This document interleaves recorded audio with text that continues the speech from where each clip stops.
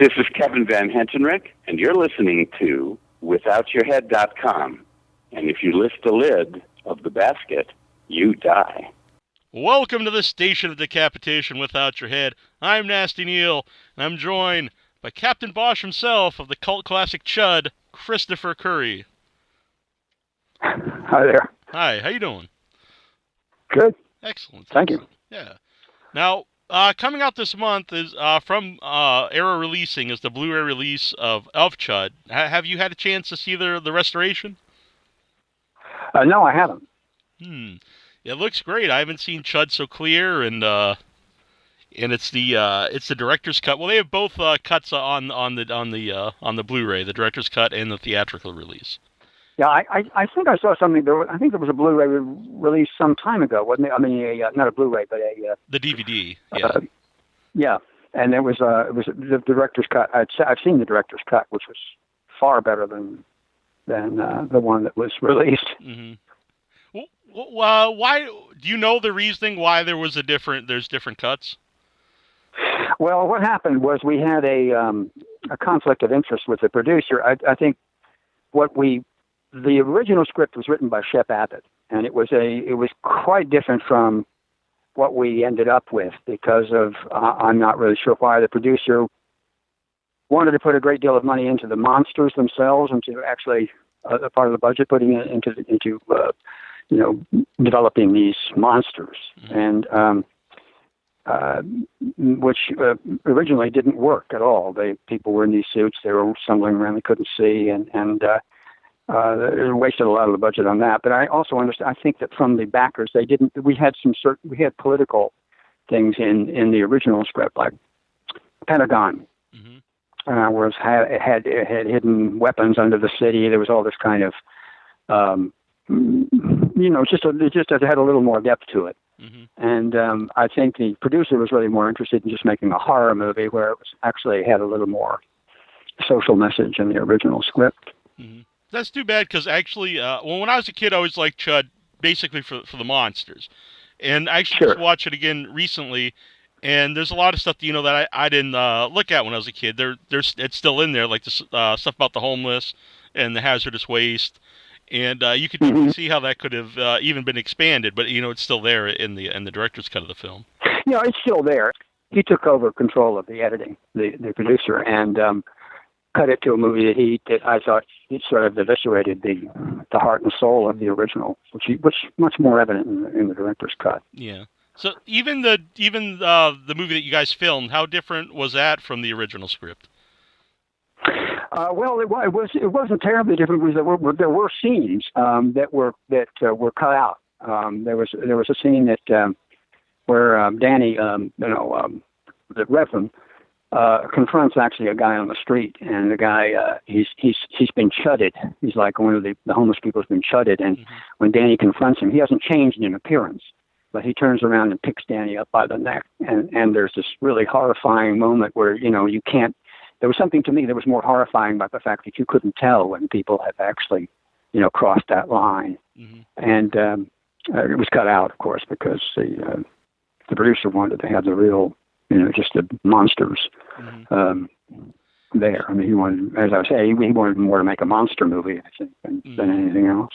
Because there's the commentary track with you and Daniel Stern and John Hurt, and you guys talk about how originally it was supposed to be, not actual monsters, but the homeless people that are infected basically and become kind of crazy like. Yeah, that was my main gripe with how it turned out. The final cut that was released, that the New World cut, but it was. I mean, it's been quite a while since we did this. In fact, it's been a while since we did that had that conversation. Mm-hmm. So some of the stuff I forget about, but that's what I remember being really annoyed by. It's talked about a little bit on the commentary, and there's a lot of stuff online about this. About you and Daniel Stern rewrote a lot of the movie. I guess while you guys were filming it. Right. Can you expand on that? Well. Danny, the original part for Daniel was in the script was really kind of just as an observer, a newspaper guy, which he didn't think was very dramatic, and so we created the whole part of the Reverend, which gave him more of an active sort of part in this whole thing. I think actually in large that was one thing that did improve on the original, or at least the one that was that the author Parnell.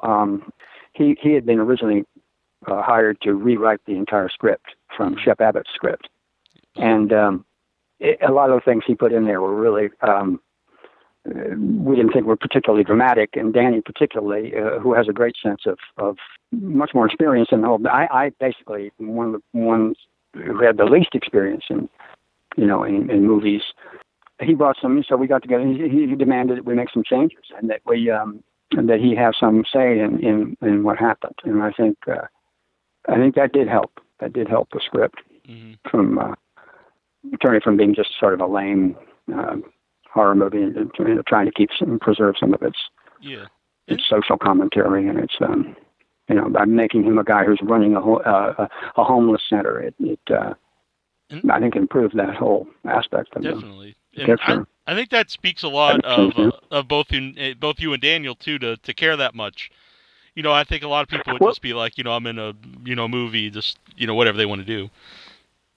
Yeah, well, this was actually a movie that Douglas Cheek, the director, and Shep got together and really, they created this. I mean, they made this thing happen, and they made it happen because.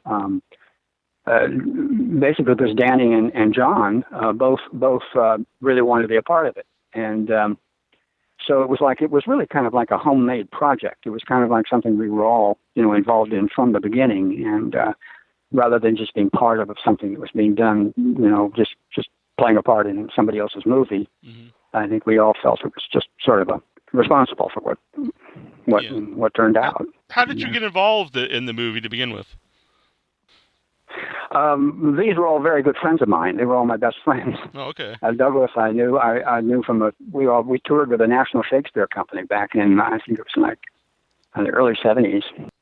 John and Danny were both became friends of mine in the 70s, very good friends of mine, and so we all got together, and Shep and Doug, as I said, I'd known since the early 70s. They were all my best friends in New York, and so it was really a communal project with us. It wasn't just another thing. And I was involved because Doug wanted to give me the part, and it was. And I also knew John and Danny. Doug knew Danny. He'd worked with him before, but John was gracious enough to jump in and wanted to. But I think we were all a little disappointed with the director. I mean, not the director, with the producer, and what he insisted on, cutting and finally. But it was amazing that it actually came out at all, and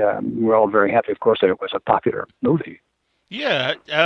When did it have like a cult following right away, or is that something that's like grown over time? I think it did happen pretty fast. It actually. It did quite well, I think, on the opening releases, as I recall, on the opening weekends and things. But I'm not sure. I'm not sure exactly how it.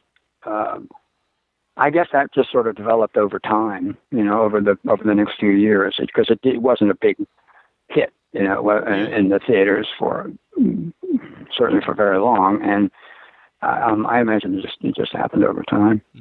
Well, what do you think it is about C.H.U.D that keeps getting new audience? Because I remember seeing when I was a kid at the VHS store and had a cool cover.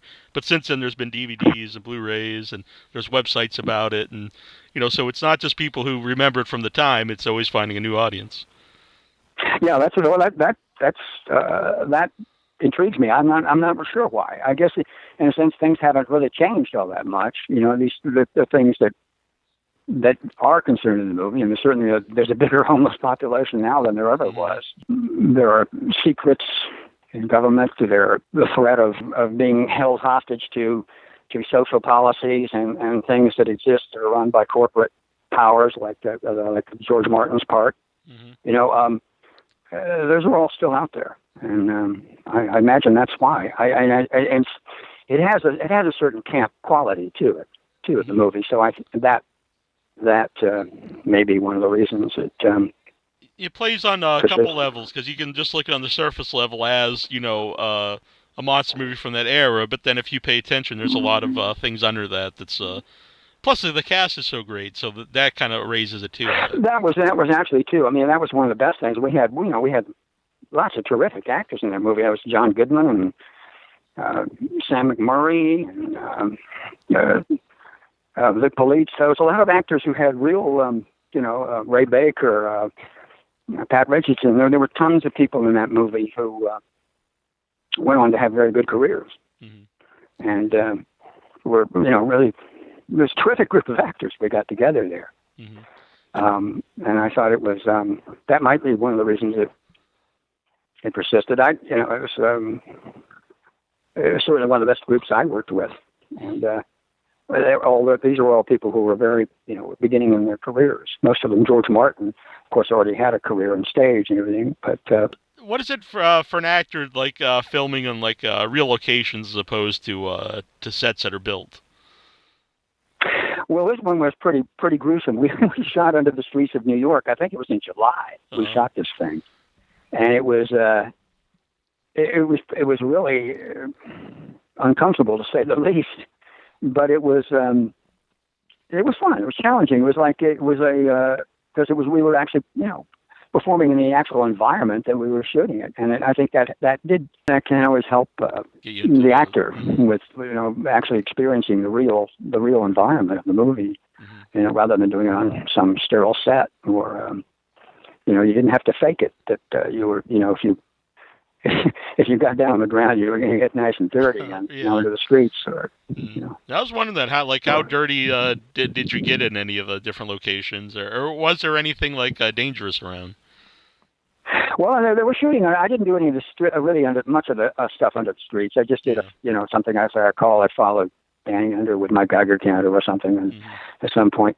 But for Danny and John, they did a lot of rolling around on the streets where they find the bodies and stuff like that, and that was that couldn't have been much fun or very healthy.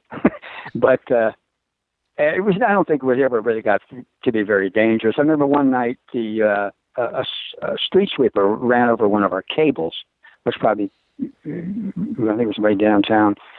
Was probably the only really dangerous thing that happened, but it didn't end up doing anything more than calling it into the production that night, or delaying it. I can't remember exactly what happened, but no, I don't think there was anybody ever got hurt or.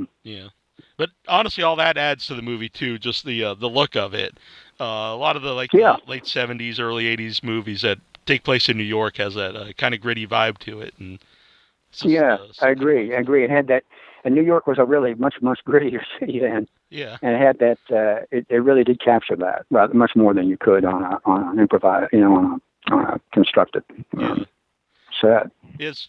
This last year, I don't know if you're familiar with the movie Bloodsucking Freaks. It was the '70s. No. It's a very weird horror movie, but it was filmed in New York, and my partner on the show, Annabelle, and I, we went and talked to the director, Joel Reed, who still lives in Manhattan. And anyway, he was just taking us on around different places that used to be like the really bad in New York, and now he's like, oh, now it's all people with their kids, and he was actually missing the more seedy side of New York. Yeah. Yeah, it was much seamier then. It was a lot more depressed city. I liked it. I liked it better then. I mean, I didn't. I'm sure it wasn't better for most people. It was. It's gotten incredibly. The city's gotten gentrified. Yeah. At least Manhattan, almost to the one from one end to the other, and it's. As a matter of fact, very few actors now live in Manhattan anymore because it's so expensive. And it's just a very different place. Mm-hmm. I actually got a message here on our Facebook page, and someone wants to know, do you still have the mustache? And if not, why? No, no. The only time I ever had one, I think, was for that movie. I just thought because that's what I went to talk to the cops, and they said, yeah, you should have a mustache. And the one thing I didn't put on was a big pinky ring, which they said any police captain would wear. Really? I didn't hear that till too late. Oh, all right. Well, I guess if you ever reprised a role, you can get the pinky ring. Right. Yeah. Yeah, it'd be, if I could fit on my feeble little finger, my old finger. Now, something else that you guys talk about on the commentary, but you don't get too far into because I think you guys are trying to talk about the movie and have a good time, is like a lot of you guys didn't get paid for the movie or not paid what you were supposed to get paid. If you want. Yeah, well, we did it on deferred, which is a very risky thing to do in the first place. But when we looked at what the movie had made the opening weekend and all that, it did look like they made some money on that picture. And then, so we did go to a lawyer to talk about, suing for our deferments. And he informed us that, really it would be, what a chore it would be to go up against, and probably a losing proposition to go up against the studios, that they can claim all kinds of deductions, expenses, all this kind of stuff. And basically, he said, you're going to be waging a war that you won't win. So, don't try for it. But yeah, we all felt we were cheated out of our deferments with, financial manipulations and things like that. But there's no way we could really prove that, or without, going to great expense, which we didn't have the money to do. Did that affect how you felt about the movie when it was released? And has your look on the movie changed at all over the years? I'm sorry, my like has your feelings on C.H.U.D changed over the years?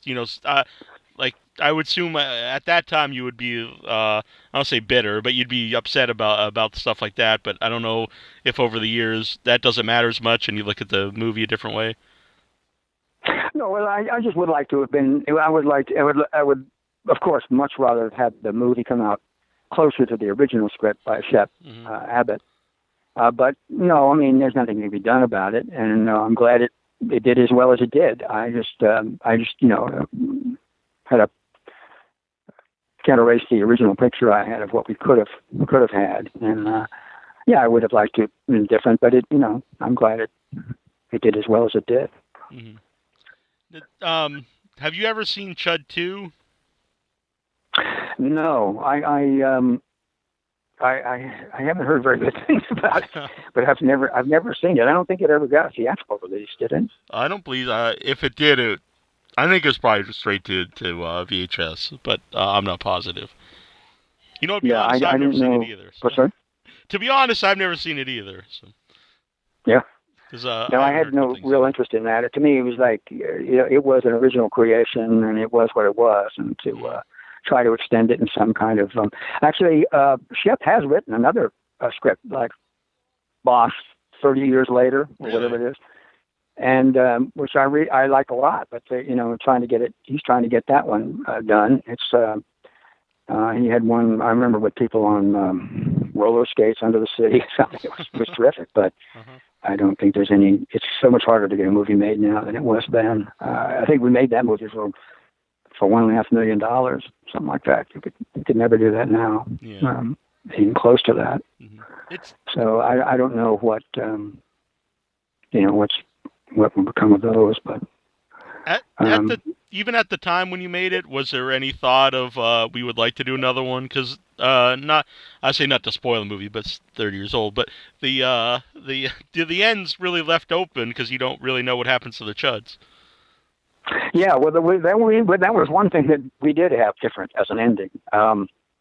There was as I recall, I can't remember exactly what it was. Danny was coming up out of the. Oh yeah, I think he had been shutted. I think that was it. Because I think he pushes the manhole cover up or something and you get the feeling that he might have been shutted. Mm-hmm. And that might have been actually that they may have had an idea of being able to continue it along those lines. Use that as a plot point in the next movie or something. I don't know exactly what it was, but it was whether that was the case or not, it would have been a much more terrifying ending. I'm guessing. Yeah, not everything is. Yeah, I heard him say that. I think the original his eyes glow a little bit. in the original idea to give the idea. Yeah, he was all. You realize that he too had been C.H.U.D, and that, this was the contagion that was not going to end with the movie. Mm-hmm. And I thought that was a much more frightening idea. But then again, I don't think the producer thought anything of that and threw it out. Mm-hmm. I really think the just the idea of the homeless in the movie is done really well, because it's almost like they're forgotten people until they literally turn into monsters. Is the only time people will want to pay attention to them. Besides that's I hadn't thought of it. That's true. I mean, it's that's a point well taken. Did you get to keep any of the props or any of the suits or anything from the movie? I think I did. I think I kept some of the suits or something like that. I think I had some of those. I don't know if I still have them somewhere, but not really. I think Shep, I know, had the model, his original model for the C.H.U.Ds, which was a monster, but it wasn't that kind of monster. It was a sort of a skeletal, horrible-looking face. Shep is also an artist, a visual artist. Mm-hmm. So he had what he had in mind was, I thought, much better than what they came up with. Mm-hmm. Scarier. Yeah, honestly, it was really interesting hearing you guys talk on the commentary about that, and on the podcast recently, I talked about that, and I said the same thing. I think it would be scarier and overall I would say a better movie, but it would be a different movie, Yeah, I think it would have been better, but can't change what happened. Yeah, it's for me, it still holds up. But so you said that you were in theater in the 70s. What got you into acting? What made you want to become an actor? Probably lack of a sense of reality. I don't know. I was interested in acting when I was young. I used to act in the community theater and stuff like that. And then I went to college and I was going to major in English, and then I got involved in the theater there, and decided that acting is something I wanted to do. And so I was in my last year at the University of Michigan. I auditioned for the National Shakespeare Company, which is this touring company, the United States. It was this non-equity company that toured all over the place in a bus. And I mean, I think we covered 36,000 miles in the first year, just traveling from, town to town, small towns, big towns, all over the country, doing free plays. So that was my first professional experience. Mm-hmm. And that lasted about a year, and then I think I went back for that for another half a year at some point. And then I stayed. That's when I moved to New York, because it was based in New York, and I just started working in the theater there. And my first play was When You Coming Back, Red Ryder, which was a off-Broadway hit at the time I got into it. One of the actors had left the show, and I replaced him. And that's from there on. I just started working in a number of shows in New York. And the last show I did in New York was All My Sons, which was a Broadway production of the Arthur Miller play. Mm-hmm. And I still do actually prefer working on stage, and I have gone back to work in a couple of plays at George Street in the last few years, and I do work in 99C Theater out here. But I really, being in Los Angeles, your prospects of working in any sort of paying theater are pretty slim. There are only a few of them, and there's really no way you can change that. It's just the way it is. You can't, this is not a town where you have a walk-in audience, or you have any sort of way of, maintaining a theater without a star in the show. It's the same way it is in the movies now. It's so but I do think about going back to New York sometime so that I can just do theater. What is it about the theater? What is it about the theater that you prefer? Is it? I always think I just like I like the live interaction of it. I like to me it's much more exciting. It's there's a danger there. It's just more. It's live, and it's you have the audience right there, so they're really in a sense part of the whole experience. It's and plus it's an actor's medium. It's the movies are not. Movies are really they're the editor and the director. Have much more control. You don't have that on a play. You have a director who directs the play altogether, and sends directs the actors, hopefully on a direction. But there's always that chance for spontaneity and different line reading, or it's just a much more live experience. It's not something that once you've done it is set down in concrete and that's the only version that anybody's ever going to see. If you go to a good play, and a well-directed and well-acted play, it's going to be a little bit different every single night. And that, to me, is the excitement of the theater, as opposed to, a movie, which is... Yeah, it's the immediate reaction of what you're doing. Yeah, it's just a lot. It's just the whole liveness of it. I mean, like once the movie is once you usually almost invariably, once a movie is cut, once a movie is finally finished, it's you'll find that a lot of stuff is cut out you liked and you wanted people to see, or there are things that didn't happen that you wish could have happened, but there's no chance to change that because it's on celluloid. And that's Before you self got into acting, were you a fan of the theater or movies or both? Oh yeah. I've always been more of I've always been a fan of the movies and acting. Never really. I just had a preference for the two. I mean, I love good movies. There's no question about that. As an audience member, and I just performed. I just was in a movie. Clint Eastwood's the Sully I just did, and was a lot of fun to do. And I really and lucked out remaining in the movie. Because that's another thing. It's never guaranteed. It just depends on how you're going to fit into the whole picture. And that was a lot of fun. It was a great experience. And actually, most of the movies I've ever worked on have been that way. I've been really lucky that way. I'm not. Because I don't really have all that many. I haven't really done all that many movies, compared to like a lot of my friends in C.H.U.D. But I don't know. I can't remember. What was the original question? No, just if you were before you got into acting, if you were a fan of films or theater or both. Oh yeah. I've always been. I've always enjoyed the films, and I did say films and theater equally. But I got to say, when I see a really good play, it really does stick to my ribs a lot more than really good movies. Maybe it's because that live interaction. I mean, I remember more of it. Just seems to have more of an immediate impact and long-lasting impact. But that's just making a comparison that really shouldn't even be made, because they're very different media. They're very different. And I certainly a lot of movies that I've, but I love. I agree, though. I haven't been to a lot of live plays, but the ones I've been to, it is a totally different. Like I went to see Annabelle, and I went to see Sweeney Todd, and it was a small production of it, but you're right there with the music, and right away, when the Ballad of Sweeney Todd starts and everything, it's a totally different experience than watching like the Tim Burton film or something.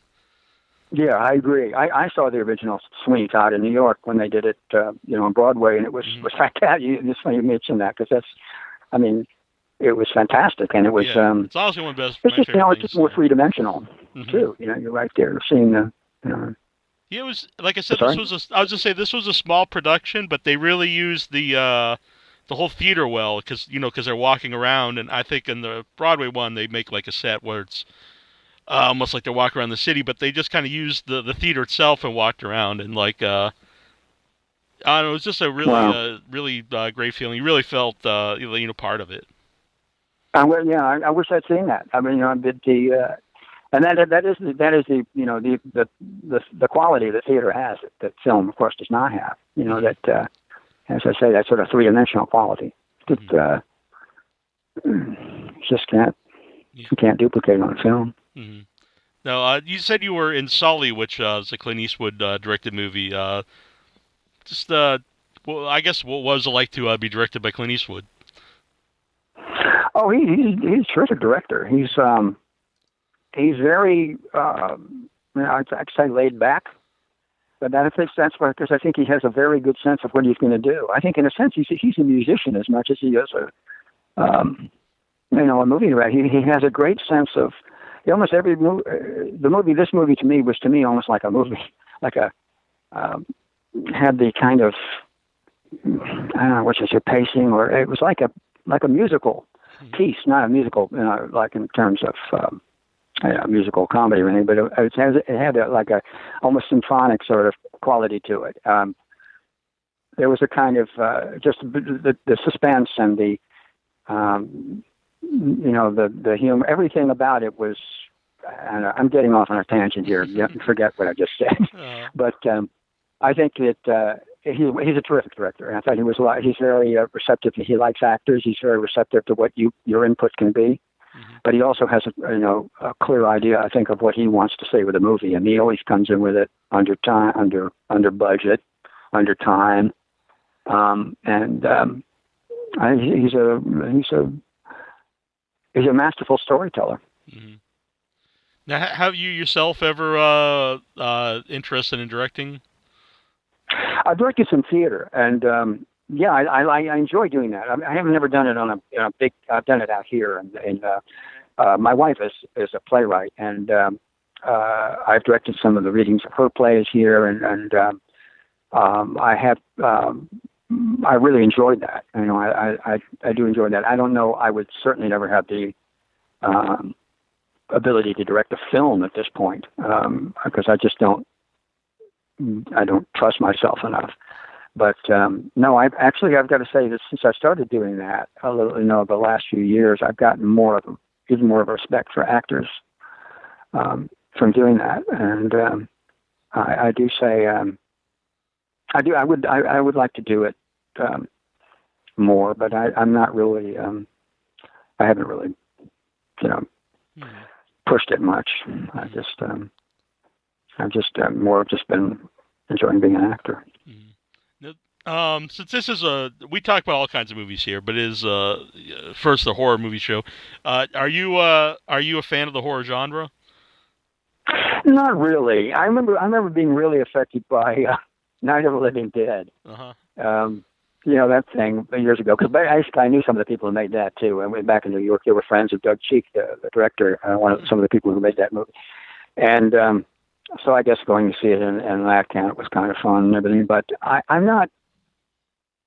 No, I can't say I am. I mean, they're to me horror movies.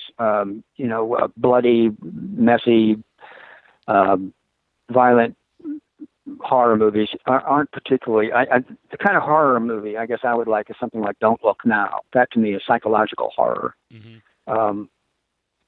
Those really do intrigue me, and those are or actual realistic. I'm sure they wouldn't be described as horror movies, but movies like Parallax View, which have a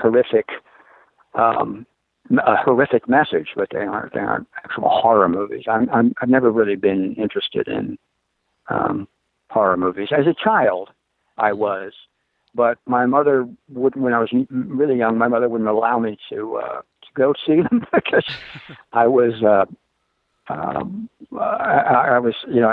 remember seeing Psycho, which our parents took us to, not realizing that it was how terrifying it would be, and it took me months to recover from that thing. I mean, I had a pretty active imagination, and I just never really developed a big interest in horror movies. Mm-hmm. What movies do you enjoy?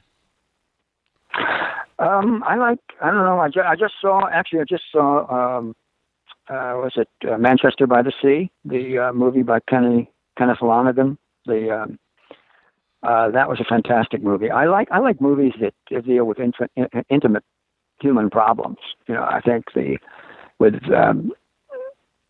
talk about character, they're character based rather than plot based. I think, and I feel the same way about plays. Actually, I think the plays that actually examine what makes us human and how we humans interact with each other and and question things like morality and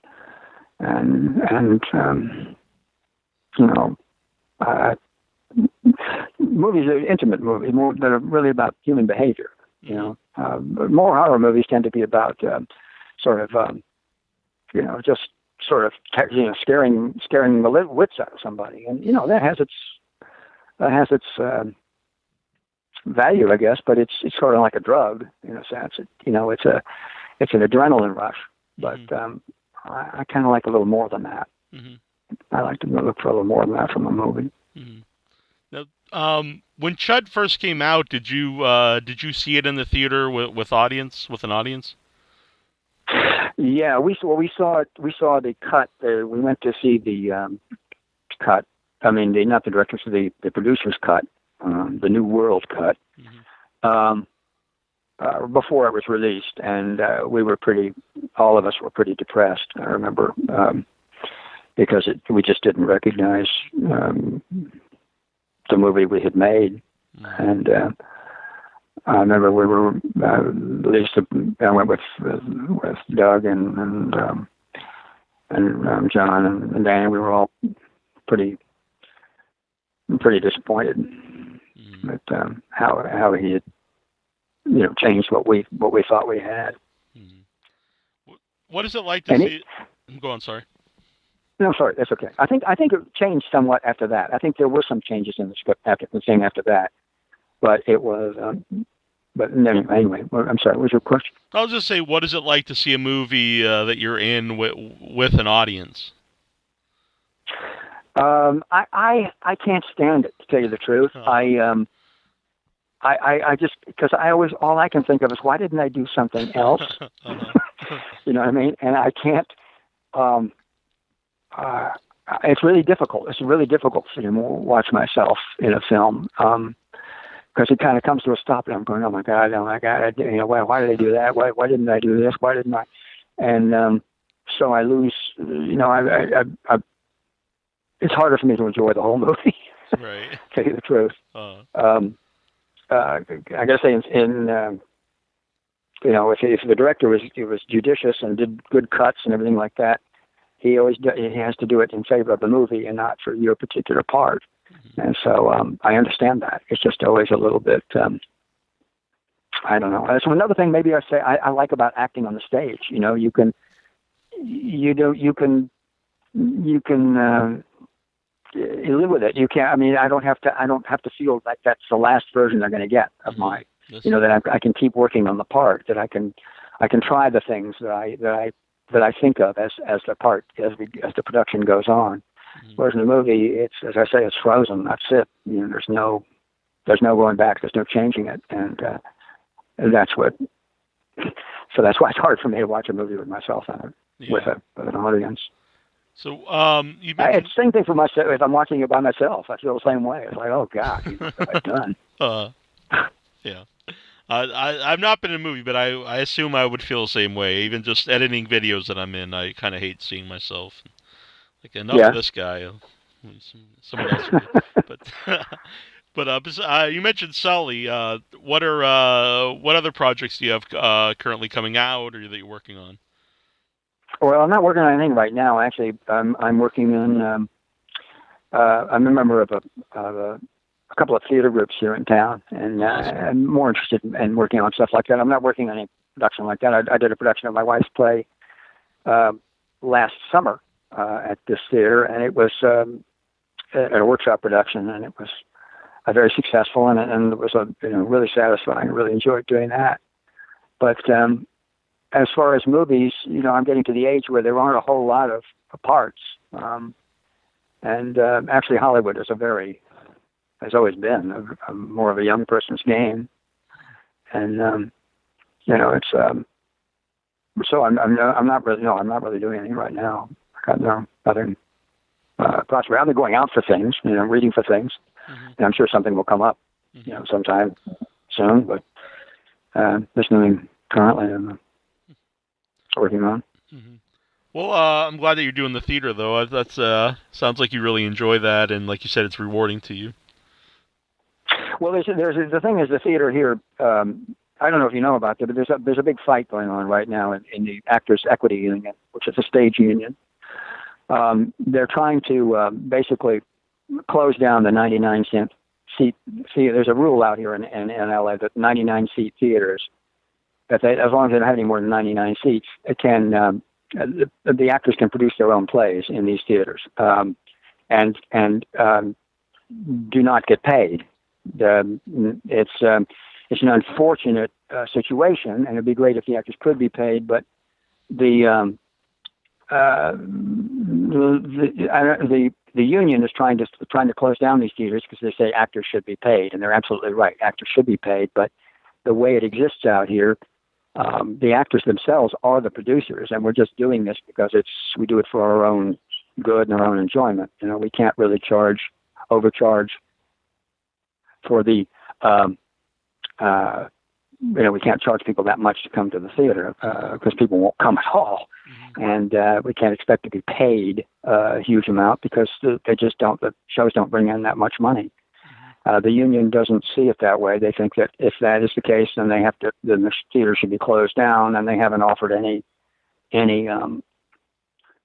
way of changing that situation. Like, you can't just build a theater and expect people to come and the actors be paid. So it's a big fight that's going on in the union right now, and it looks like the union has won. They are decided to pose these restrictions on the 99-seat theater, and I don't know, it may end up in court. I'm not sure exactly what's going to happen. Well, yeah, I didn't know anything about that. That's yeah, bad, it's an internal union struggle, but it's going to have broader implications in this town because, like, for instance, theaters that are in I think probably hundreds of these little theaters here in LA, which, as you know, is a huge spread out place. And where these theaters exist, they do help support local businesses, like local restaurants, things like that. People, because they have their own followings.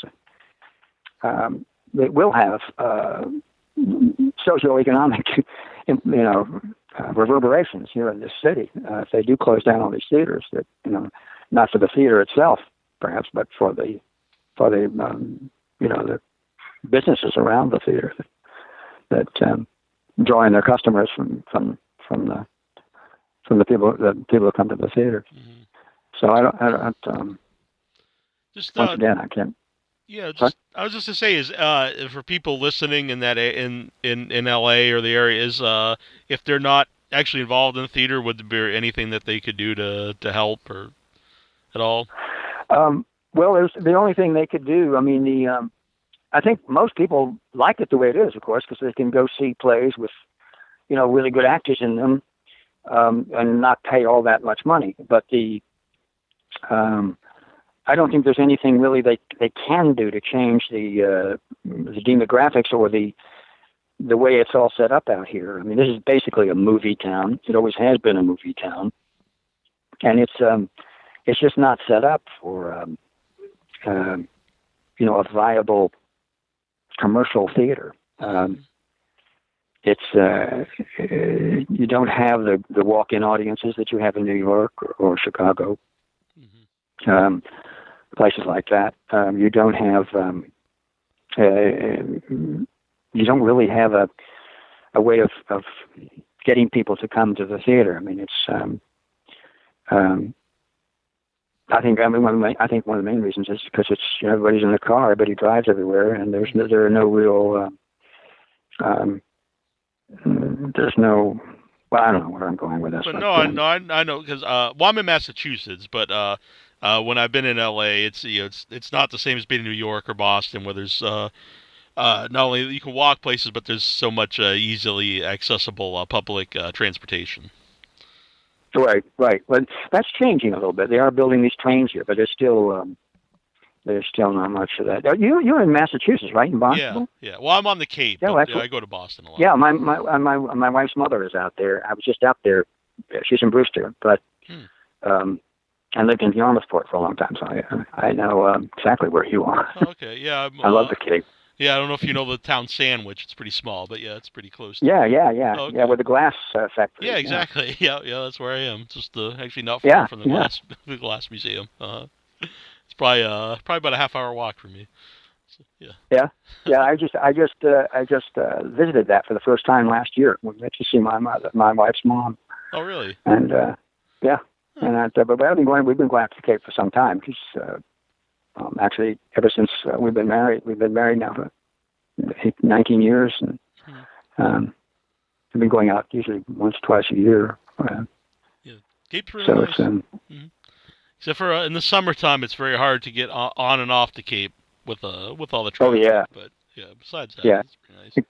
The favorite time is actually the fall, certainly not the summer. Yes. But plus, it looks nice in the fall too, because you have all the trees changing color like right now, and all the leaves falling. Yeah, exactly. Yeah, it's great. My mom actually married. My wife just went back. I didn't go with her this time because I was sitting around hoping I was going to get a job that I didn't get. But yeah, I always prefer it in the autumn. Yeah, definitely. Well, if people would, I don't know, do you have like a Twitter or anything, or are you not on social media, or are you on social media? Not really. I'm on Facebook, but I'm not on Twitter now. So I don't know if you want people seeking you out on the Facebook, but if you did, where would they find you? On Facebook? Yeah. Just under Christopher Curry Root, actually.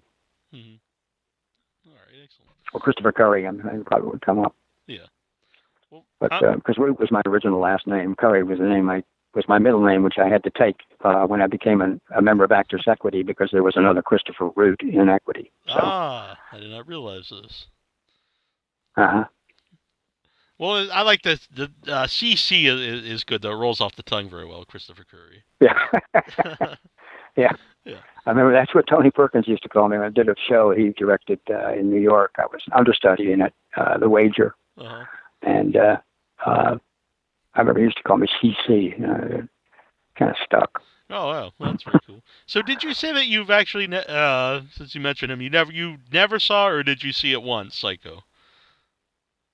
What? So, you mentioned Psycho earlier, and you just mentioned... Psycho? Yeah. Oh, no, I've seen that several times. I mean, okay. When I first saw it, I think I was probably, I was pretty young. Probably maybe in junior... Oh, not that young, I guess. I don't remember whenever it first came out, but it was definitely younger, early adolescence, I guess. But I've seen it several times since. I mean, it's a brilliant movie. Yeah, it's fantastic. I mean, he was a master. I mean, horror. I mean, that kind of his kind of horror to me was did have certain violent aspects and things like that, but at the same time it was also character based and had a lot to do with. I think he was. That's the kind of. There's a kind of horror movie that I did enjoy. It'd be done by someone. I think he made this. He was the. I don't know how to put this, but he was the one who did it masterfully. I think with it and in a way that was truly frightening. Not relying on tricks like jumping out from behind doors and like things, a jump but just scare this kind of thing. Yeah. real terror. That he could do. Yeah, that's Psycho. Whenever we have lists of our favorite horror movies, that's always it's kind of toss up for me between that and Frankenstein, the original Frankenstein, for my favorite. Oh yeah, that too. Yeah. Of course, what you call it, the Bride of Frankenstein. And, which it's unusual for sequel to be, on par with the original, but that's one I think are equal. Of course, I enjoyed the Mel Brooks version of it even more. I'm a big fan of it as well. For this Halloween, we went to see the original Frankenstein, and they played. They had like an orchestra playing with it, and so I dressed up as the monster, and we had a good time anyway. Oh yeah. But what was really cool was they showed the original Phantom of the Opera, the silent one, with like a full orchestra. And that was like how it was like would have played in the 20s or whatever. And it was that was like a really cool experience. Wow. Well, yeah, I bet it is. I mean, there's something about silent movies, or the movies that have that kind of. It's a whole different thing. Mm-hmm. Yeah. Well, I want to thank you for talking to me today. It's been great. No, it was great talking to you too. I'm glad you're a fan of the movie, and I'll listen to your broadcast. Hey, this is Kevin Pollak, and you're listening to WithoutYourHead.com. But I guess you knew that, didn't you? Unless, of course, you lost your head.